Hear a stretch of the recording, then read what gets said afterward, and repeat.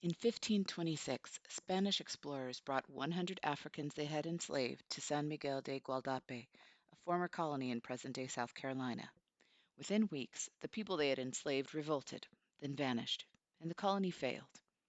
In 1619, the enslavement of Africans in the Americas took root with that last ship, the Catilda, landing in Alabama in the latter half of the 19th century in violation of U.S. law.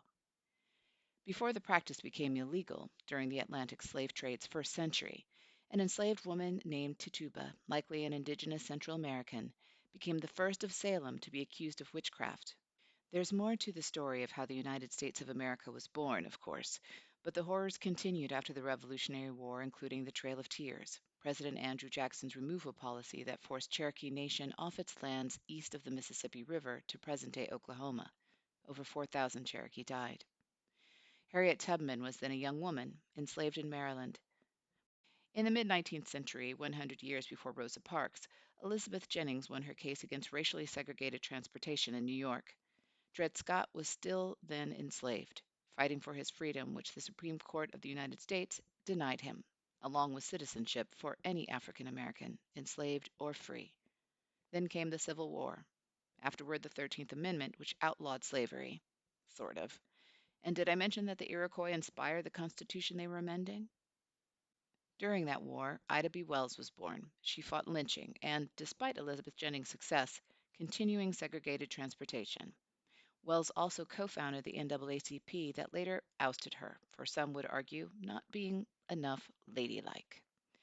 While Jim Crow raged, women secured, at least on paper, the right to vote, and Japanese Americans were incarcerated in camps under executive order, an order the Supreme Court of the United States affirmed despite the strength of Fred Korematsu's argument. Before Jim Crow 2.0, anti-miscegenation laws fell.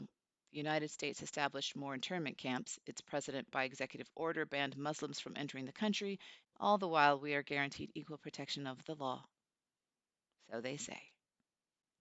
This course introduces students to legal analysis and institutional and individual justice as enforced and dismantled by the courts. Students explore the role of law in demographic disparities in access to education, criminal justice, voting and employment rights, along with the history of legal mechanisms that uniquely disadvantage those of marginalized identities, including at the intersections. Students analyze cases and other texts in order to examine the impact of race on jurisprudence. They investigate the challenges faced by contemporary public interest attorneys and then deliver a group project to educate the larger community on the issues. Maybe it's an opinion documentary, maybe it's a law review. Whatever students produce, it is critical to dismantling racism under law.